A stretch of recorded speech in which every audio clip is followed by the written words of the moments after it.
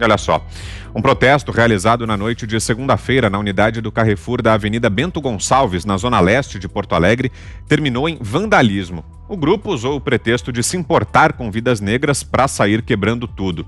A Brigada Militar precisou atirar bombas de gás lacrimogênio nos manifestantes para conter a massa. Este é o segundo protesto após o assassinato de João Alberto Freitas, de 40 anos.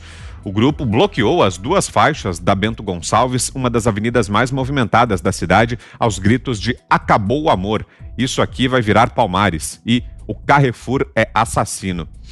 Ô, Ana, e parece um filme repetido, né? Um filme que a gente assistiu com imagens vindas aí dos Estados Unidos justamente ao longo desse ano durante os protestos violentos depois da morte do George Floyd, né, Ana? Bem parecido.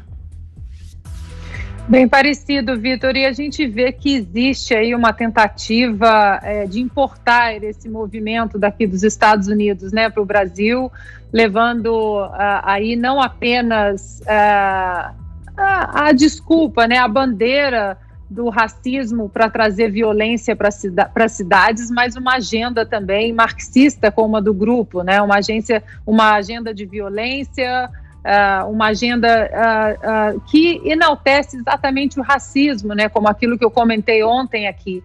Hoje em dia, se você chama todo mundo de racista, ninguém é racista, né? Se você chama todo mundo de homofóbico ou nazista, acaba que as reais vítimas do racismo, elas não vão poder ver nenhum ato aí em relação à mudança, a um possível racismo que existe na sociedade.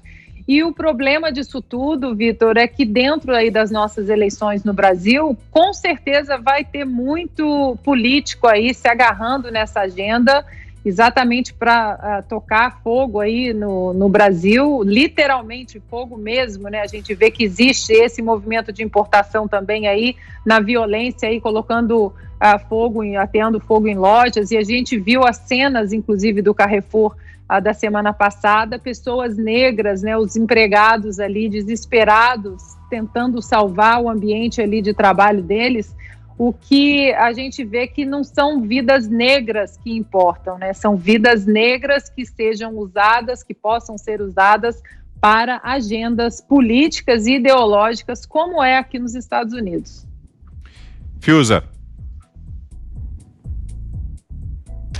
Exatamente. Nos Estados Unidos aconteceu justamente isso. Quer dizer, uma onda de violência. Nós lembramos o irmão do George Floyd fazendo apelos contra a violência, dizendo que a violência, qualquer tipo de violência não seria uma homenagem ao irmão dele, e não deram a menor bola, porque ali depois a gente viu para que isso estava servindo. Isso estava servindo para campanha política. Eu acho uma vergonha, eu acho uma humilhação essas pessoas fingirem que estão para defender as suas próprias causas.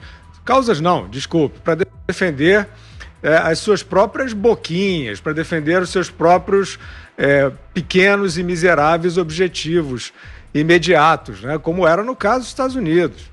E a gente viu, para piorar, né, a gente viu essa burguesia remediada, que se finge de progressista e tal, que dizia que ninguém podia botar o pé na calçada, que estaria botando vidas em risco. Eles estão sempre falando de vidas e não pensam em vida de ninguém, né? Então, no momento em que houve o... A gente está com alguma dificuldade na conexão com o Fiuza, daqui a pouco ele retoma o comentário dele. Antes, queremos ouvi-lo, Augusto. Olha, a Ana, o Fiuza, isso tem dito tudo. Se você reage com violência a qualquer ato de violência, pronto, acabou, não pode. Não pode. Você tem de reagir a qualquer ato de violência com um ato civilizado. Quando entra esse negócio de quebra-quebra, tá aí o oportunismo, né, que a gente vê. Quer dizer, os caras agora se referem à vítima, que foi vítima de um crime bárbaro mesmo, uma coisa intolerável, tem que punir os autores. Agora ele é chamado de Beto, assim, eles chamam com uma intimidade que nunca tiveram. Eles não sabem se é esse o apelido, os familiares não se referem a ele como Beto, né? Agora eles já simulam uma intimidade como se fosse um ativista do movimento negro que foi chacinado, tá? Porque o Brasil é assim mesmo e tal, e daqui a pouco ele chega ao Bolsonaro. Não é por aí, não é por aí. Esse negócio de manifestação violenta contra um ato de violência extrema iguala todo mundo. Você, Zé? Olha, existem alguns movimentos na história que eles são como o tal pingo d'água ou estupim de uma crise. Existem vários, mas, por exemplo, a tomada da Bastilha, que era um presídio que simbolizava ali o regime antigo, né, acabou eclodindo a Revolução Francesa. E existem vários exemplos. Mas nós não estamos vivendo exatamente uma revolução, mas uma confirmação de que ninguém tolera o racismo. O João Alberto foi assassinado cruelmente. Ele era negro e a justificativa para aquele ódio, aqueles socos desferidos que o Augusto traduziu aqui como de um pugilista de primeira categoria atingindo o fígado do rapaz, aquilo não se justificaria a não ser que seja um ódio ali por algum motivo que tudo indica que seja racismo. A gente comumente fala sobre esse episódio, que se fosse um branco bem vestido, não teria aquele fim, não seria agredido. E aí a gente vê que a discriminação ela é muito maior do que apenas pela cor da pele. Acredito que pela roupa, pobre no Brasil e no mundo, pobre é muito mais discriminado do que até negros. O pobre sofre demais, né? A gente já viu vários exemplos, porque o pobre ele não tem advogado, ele não tem defesa, então aparentemente é o que se chama de defunto sem choro. Então, assim, essas discriminações precisam acabar.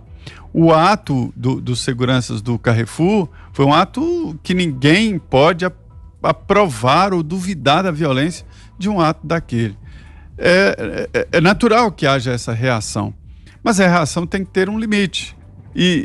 Inclusive, para aproveitar esse momento grave, para tomar isso aí como um novo ponto de partida. Em termos de... Isso aí a justiça vai decidir. Não adianta ninguém vir aqui falar, Bachelet e outros. A justiça brasileira funciona, a justiça vai decidir. A delegada que investiga o caso, ela falou que não existia crime de racismo, mas ela não quis dizer que não houve racismo na reação. Ela quis apenas dizer, e ela deu entrevista aqui na Jovem Pan falando sobre isso, de que não haveria o crime conexo ali, um novo crime, que seria uma injúria racial. Ela ainda não apurou. Se houver, vamos dizer assim, gravação que indique que os seguranças falaram ou de certa forma praticaram o crime de racismo propriamente dito, eles serão punidos também por isso. Mas isso não elimina e não discute a violência daquele ato que agride a todos. Aquilo agride a sociedade, né? Agride qualquer ser humano. Então, esse é o fato e o debate sobre o racismo, sobre as discriminações, inclusive de classe, deve continuar. Nem vou comentar essa história aí de quebra-quebra, de depredar instalações do Carrefour. Isso é coisa de bandido, eu não discuto isso. Isso aí, da mesma forma que a justiça vai punir os seguranças, da mesma forma a justiça deve prender e punir pessoas que fazem esse tipo de quebra-quebra. Fiuza já está de volta. E antes de passar para você, Fiuza, para você concluir seu raciocínio, só uma outra informação. A Polícia Civil do Rio Grande do Sul acaba de informar que prendeu temporariamente Adriana Alves Dutra, funcionária do Carrefour, envolvida, segundo as investigações, na morte de João Alberto Silveira Freitas. Segundo a delegada Vanessa Pitres, diretora do Departamento de Homicídios, a polícia acredita que a Adriana teve participação decisiva nas agressões sofridas por João Alberto. Isso porque ela teria poder de comando sobre os dois seguranças que já foram presos e é agente de fiscalização do supermercado. Fiuza. É isso aí, Vitor. É o transcurso da investigação, como estava dizendo o Zé agora. É justiça. É justiça. E realmente é importante que se faça justiça. A gente não pode perder de vista que uma pessoa morreu espancada. Isso é demais, isso é intolerável, isso é absurdo, hediondo. Não tem como conviver. Não tem como absorver, naturalizar um evento desse. Isso é uma barbaridade. Agora, os atos pregressos, por exemplo, do João Alberto, a investigação está em curso. Aparentemente havia violência também em atos pregressos dele. A gente não sabe, não está aqui para julgar. A gente espera que esse crime seja julgado com muita justiça.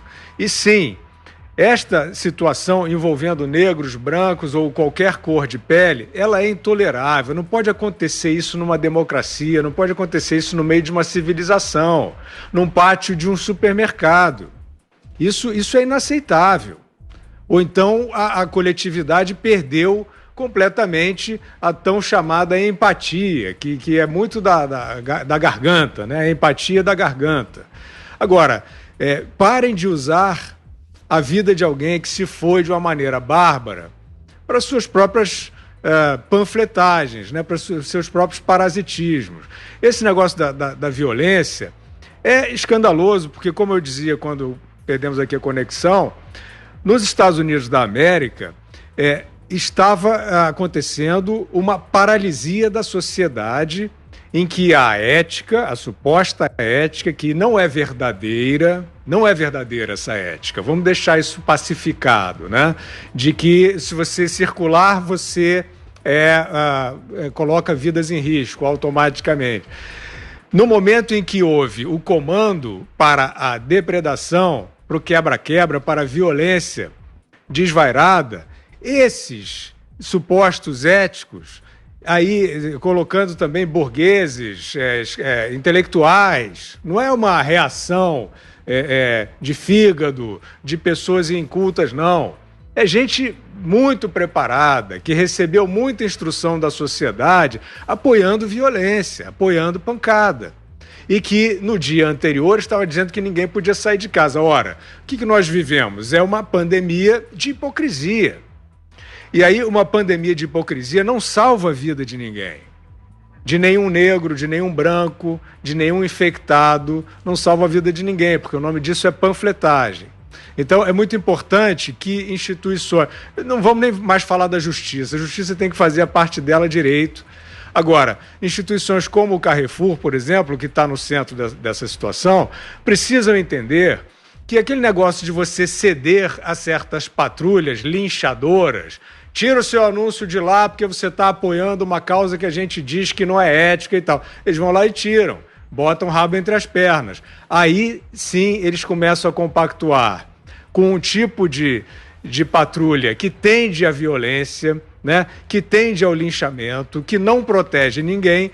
E você veja, no momento em que isso acontece, o Carrefour não tem credencial alguma.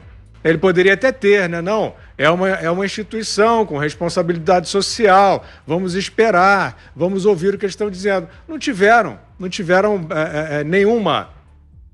nenhum desconto para isso. Simplesmente foram quebrar o Carrefour, né? Então, as empresas, as entidades precisam também ver onde é que elas estão se metendo, achando que estão fazendo ética, mas estão fazendo só o marketing.